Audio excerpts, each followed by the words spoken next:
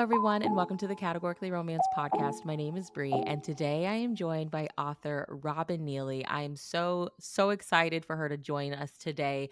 Robyn, welcome to the podcast. Oh my goodness. Thank you so much for having me. I kind of feel like I'm in Hallmarky royalty here with you though, Bree. Of course, I've seen you on Twitter or X or whatever we're calling it these days, and I'm just so excited to be here. Yeah, I'm so happy you're here. Okay, so let's start here. Tell me how 2023 has been for you. How's it been? You know, this has been an interesting year for me. So I have said this whole entire year has been the year of Robyn just waking up. Obviously it's been a rough couple years for all of us, and I have spent the majority of this year. In addition to writing, I have a day job, but also really enjoyed my love of Broadway shows. And so I've seen 12 this year, and I've just had a blast spending more time in New York City than I could have ever imagined, and writing on the train. Up there and riding home and just really enjoying life. So 2023 has been pretty good. And then the last couple of weeks have been amazing. Oh, I love that. Yeah. Yeah. Well, I love that you have been like just embracing the things that you enjoy. Like I was just talking to because this is my first year teaching, and I don't know, I teach 6th grade. It's a weird age, but like some of my girls are kind of embarrassed about like loving things, and I'm like, you guys will not get this right now because you're like 11 and 12. I was like, but as you get older, you're gonna realize like it is Mhm. so necessary to obsess over the things you love. Like, just enjoy it, you know? Absolutely. And I hadn't gone anywhere during the pandemic, literally nowhere. And so earlier this year, I thought, you've got a crazy schedule, but you can make it to New York. So I live in the DC area. And, I like to ride on the train. It gives me that time where Oh, I'm yeah. focused and there's, really, okay, you've got 3 hours, let's go. And so I almost use it to get some words in, but then I have a little fun while I'm there. And so it's been really good. I can imagine, I like a train ride being really soothing, and also you're, like, surrounded by people, so if you need some inspiration, like, you're surrounded by people. Mm-hmm. You sure are. In fact, the last trip that I went up in August, and there were some Generation Z guys behind me, and sure enough, I was eavesdropping. I'm like, and then I was in shock. I'm like, I can't believe they say that.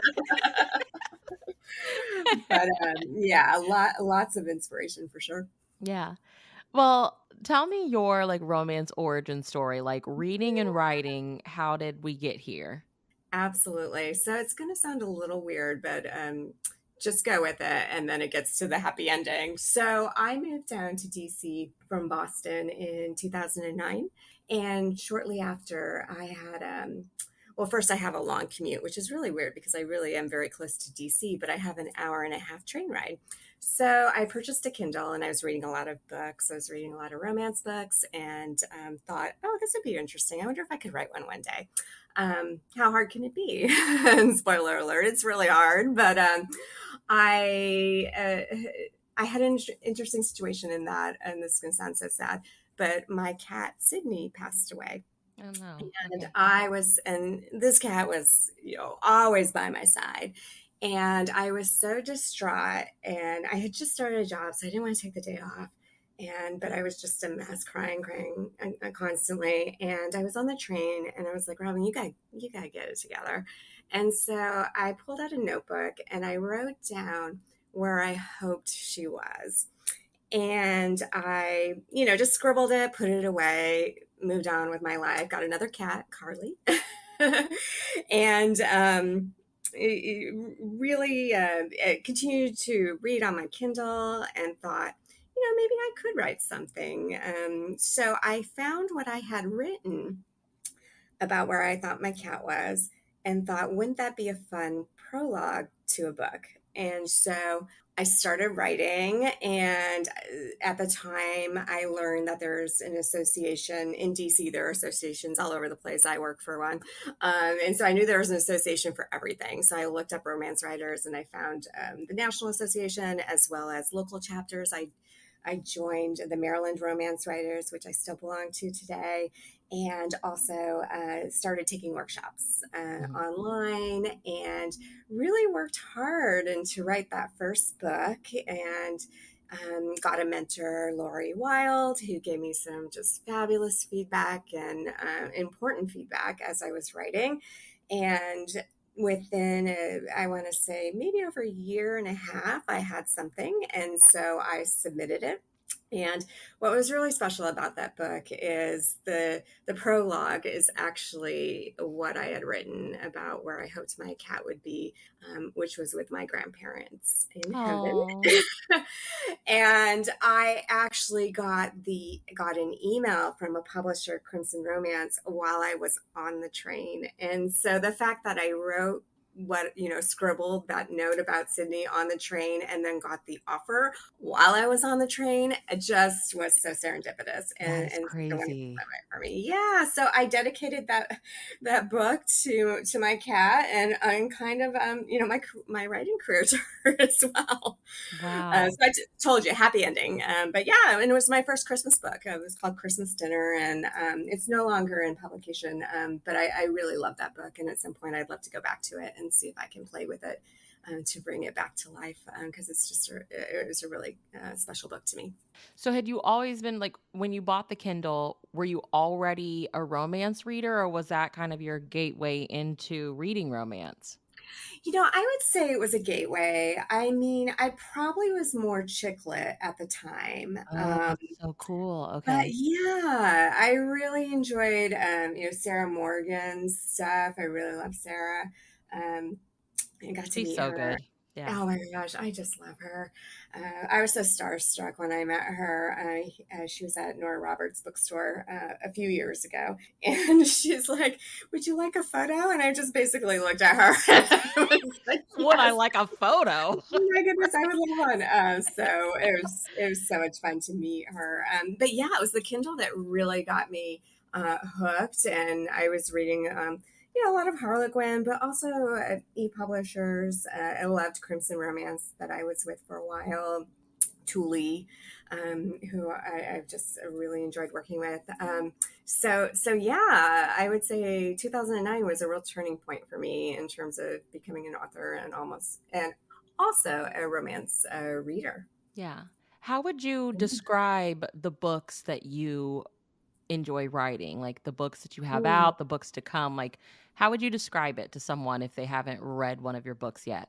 Yeah, I'm definitely small town contemporary seems to be my wheelhouse. I really enjoy the small towns. Sometimes I have a hint of magic. I have this wonderful series called Bachelors of Buttermilk Falls that involves a whole town full of bachelors and their soulmates being predicted in cake batter.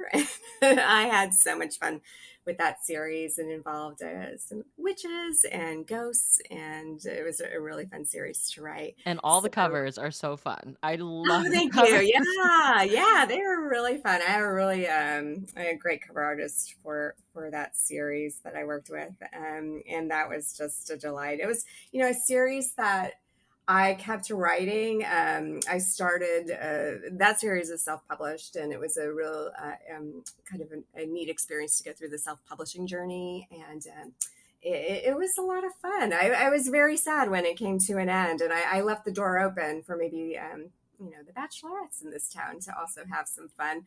But it was definitely the magic that I'm often drawn to, whether it's magic or hope or faith. There are a lot of those themes in my books. I needed to talk to you because a couple years ago I read Jingle Jammies by you, and it's like one of my favorite Christmas romances. I still think about the meet cute in that book, between Charlie and Spencer. Um, and I mean, you have some really good news, but let's start with the book. So for anyone who has yet to read it, can you talk about Jingle Jammies? Like, give us your elevator pitch. Yeah, well, I'd love to share like just even how it came about. I think Yes. it's just a kind of a cute story. So it was in 2020, and I had just finished two books that took place on a bee farm, which I really, really love. It was a fun town called Honey Springs, and the whole town is just like obsessed with honey. And we were toying with the idea at Tule and my wonderful editor, Julie Sturgeon, of writing a third book in that series, and it'd be a Christmas book. And I just couldn't figure out, oh gosh, Brie, I want to say that it was maybe a month, maybe even longer, that I was trying to figure out what that story was. I had, thought about there's a matchmaking cat in the book, and I thought, well, maybe a reporter could come to the town and explore, this matchmaking cat. But Mhm. then I'd already done that with the Batter Up series, and I really wanted to try something fresh. And then there was something about honeybees and Christmas. I couldn't figure it out, even though, a honeybee with a little Santa hat would be super cute. I don't know if it really made for a book. So it was 2020. I wasn't going home for Christmas. I hadn't seen my mom in quite some time, and it was just a really lonely time. And I would spend my evenings walking around my mall. I have a mall that's like a mile away, and it became a mall walker. And it was really just for exercise at the end of each day, and just to see if maybe make eyes with someone. Like it was tough. And so I was in Macy's, and which is where I start my walking, and the song "The Man with the Bag" was playing. It was blaring. It was December. I love that song. I won't sing it for your listeners because I can't sing, but if you Google it and play it, it's so much fun. So I was walking by the purses and the handbag section, and it instantly hit me. Said, "Oh my God, I want to write a book where the lead character is making or creating the must-have bag for the season." Mhm. And I flew around the mall to get my steps in, came home, and just banged out like two paragraphs. It's like, Okay. oh my goodness. And I sent it to my editor, Julie, and said, "What do you think? Do you think this might, do you like this idea?" And she came back and she's like, I really like it. Why don't we, work on a proposal, which we did together with the wonderful Thule editing team, who I can't say enough about. They're just so fantastic.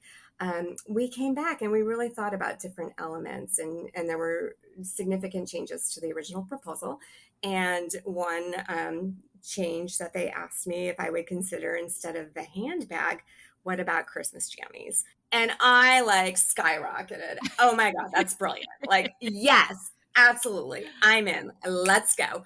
And so it became a really fun, book that I so enjoyed writing. And so it really is about two characters who are complete opposites in sort of their take of the world and how they do things.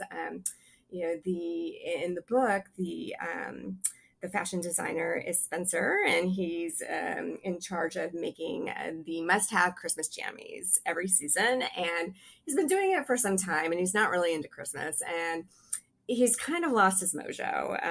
He really thought he had the it design um, for this year, the year in the book, and it turns out it just kind of crashed and burned and up in flames, as you know, Literally. literally up in flames. Yes. And so you have to kind of suspend reality in that particular scene. But that's But Christmas. That's Christmas it's romance totally for you. it's totally Christmas romance. And so, he is just very he's creative type. He's, constantly kind of thinking. He's a little bit, strategic in his creativity, where it takes his time.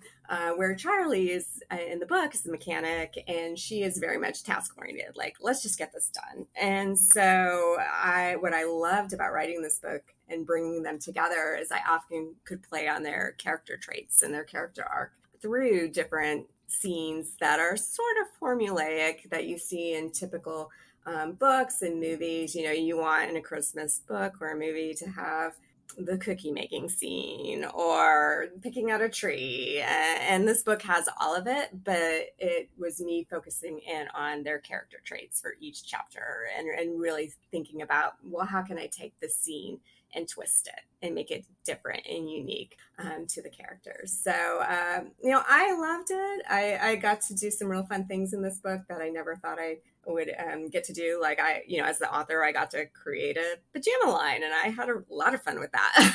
And so, Yeah.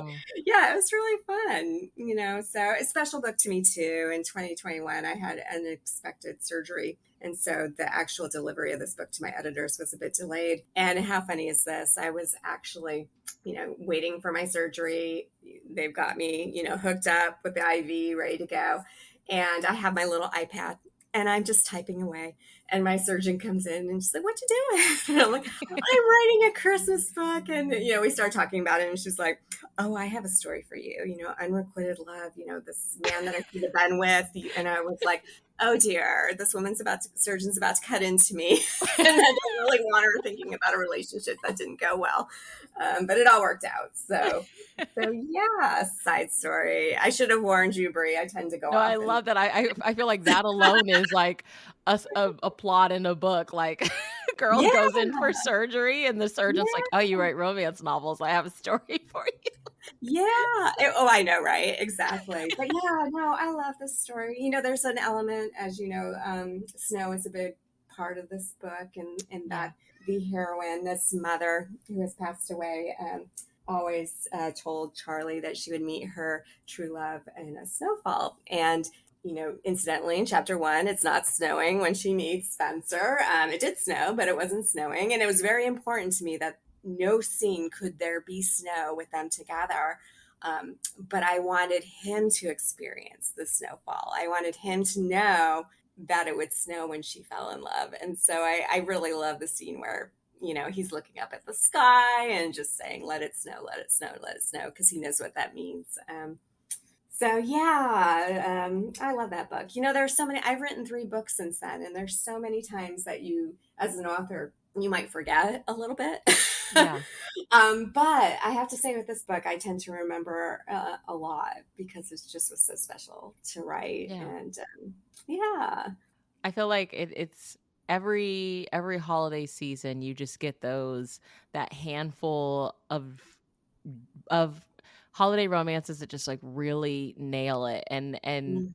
that Jingle Jammies is just one of those ones. Like, here I think read it, like, what, 2 or 3 years ago now, 2 years ago, and it's like I still remember so much about it, especially, like, them meeting, and I love her rescuing him, and just Mhm. oh, it's so good, it's so good. Christmas by Design No, is a so Hallmark adaptation of our Jingle Jammies, so congratulations. thank We're you. recording this in the lead up to its premiere. How are you feeling right now?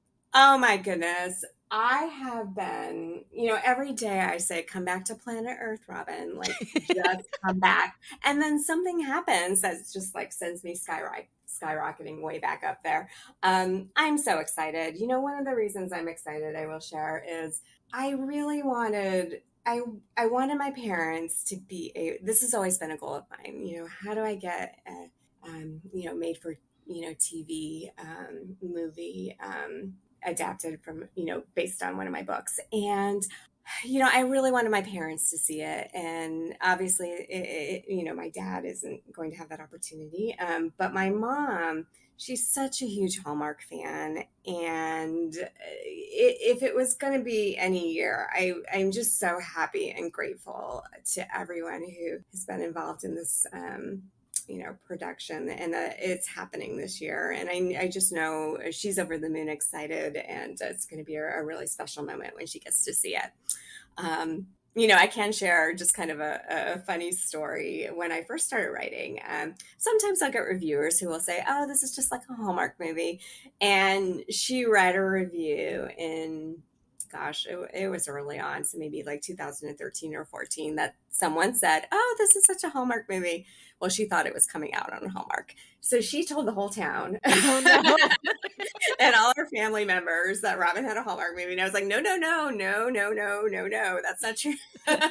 So she's been sitting on this news for, quite some time because we were waiting. And, every step of the way in the journey, I would share with her, well, there's a producer who's interested. It was optioned. We kind of knew some things, and but I would always tell her, but you can't say anything. She's like, I know. And so she has been sitting on this news, and she was very excited when she was able to share. Oh my gosh, I love that for her. I know. So I am so excited for her. I recently, Tule redid my cover, and it includes just a seal that says now a Hallmark movie. And I'm going to give that to her for Christmas. And I just know she'll be so excited. But She's gonna be so yeah, happy. but yeah, I to say I'm not excited, or it's definitely an understatement to say that I'm excited because I am just thrilled. Yeah. And it's just been super fun, and I've loved to learn things along the way. I mean, I'm probably driving my editor and agent nuts because I keep sending them things that I find out. But, one fun example was we were looking at the pictures on the Hallmark website. And of course, I was enlarging them. And so I can see that one of the characters looks like she's the diner owner, perhaps. And she has a name tag that says Dee Dee. So I was very excited that they kept the names. Yeah. Yeah, so it's just been a fun moment for sure. When I learned the news, my wonderful publisher, Jane Porter, had emailed us. And it was so funny, Brie, because I was actually in meetings all day. And so I didn't get the email right away. Oh And when I gosh. did, I know, right? So I've been waiting for this moment for so long. And then when I did, I saw the header and it said something like Jingle Jammies is now Christmas by design. And then I immediately knew, I'm like, oh my God, it's going somewhere. Where'd it go? I open up the email. The only word I saw in that whole email was Hallmark. And I like literally lost it. Oh And my so, yeah, gosh. and I was at work. So, of course, I Oh was, my gosh. celebrating. Yeah. One of my colleagues who just started, who doesn't know me at all, is probably like, what is happening with this woman? But it was just really fun to like share that moment with my colleagues. And when it became real for me, as I went on the website and saw the names of the two characters played by those wonderful actors who are just beautiful, by the way. They And are. Oh my gosh, I oh my God, love he's so gorgeous. Jonathan Keltz. I He's gonna be know, so good, and Rebecca Dalton is gorgeous. I right? was excited because I'm like, Robyn, I think I always have this hope, like you as romance readers, you're like, "Oh my gosh, this would be perfect for Hallmark, or this would be perfect for Up TV or whoever." Like, especially if you watch made for TV movies. And I was like, Robyn actually watches these movies. Like I when we're know. all live tweeting or talking on a Saturday night about a movie, like she's there. So like seeing yours being adapted, I'm like, she actually shows up the rest of the year for these movies. So for her to have the opportunity to see her book adapted, I was just like, I'm so happy for her. So Oh, happy. thank you. I know, right? And it's really been interesting because the second question I always get, or I have been getting recently, is, well, are you going to have a watch party? And I'm like, no. What I want to do is I want to be on Twitter or X, whatever we're calling it, and I want to be with everyone that I've been with, for 10 years or so. I want to tweet the movie like I would any of the Hallmark movies. And that would be really special to me. So, yeah, I'm really excited. I've been a Hallmarky and a Chessie and goodies. Like I've been all of them for so long, and I've found. It's been a wonderful community for me. I when I first started writing, I was, it can be a lonely process. And before I started making friends in the industry and whatnot, the Hallmarkies, were in the very beginning, like, and continue to this day to be just people I really enjoy spending time with and connecting with while watching a movie. And so that's the way I'm hoping to spend October 27th. My mother lives in another state, so we're trying to decide if I go home then or if I wait till the holidays and we You watch guys it have to together. watch it together. I Yes. know, I know, I know, I know. So I'm trying to make that happen. So we'll see, but I would definitely be on Twitter. That's a guarantee. And watching it, and I think when I'm tweeting, I'm often tweeting the moments as I feel them, and so I feel like I'll be doing a lot of that, obviously. But I'm just so excited. I can't wait to see the Easter egg. For me, I think there are going to be a lot of fun Easter egg moments where, perhaps there are things in the book that made the movie. I was really excited to learn this week who the screenwriter was. Her name is Carly Smell, I believe, Oh, and okay. she's amazing. Oh my goodness! So I actually took a workshop with her last year, not knowing she was a screenwriter for. Oh my I gosh. know, right? So when I saw her name, I was like, "This is fantastic!" So I know I was in good hands, and obviously, I'm a fan of the production company, Johnson Production Group. They've done a number of Hallmark movies, including one of my favorites, and so yeah, no, I know it. I know it has been in really good hands. Talk about again going to another planet. As soon as I saw Carly's name was attached, I was like, this is Yeah. wonderful. That's Yeah, so she's going places. crazy. I'm really, really excited about that.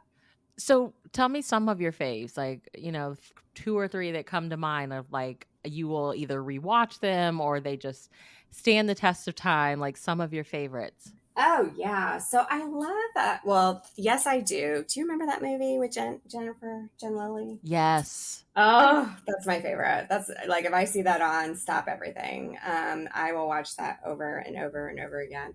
I definitely like the All My Heart.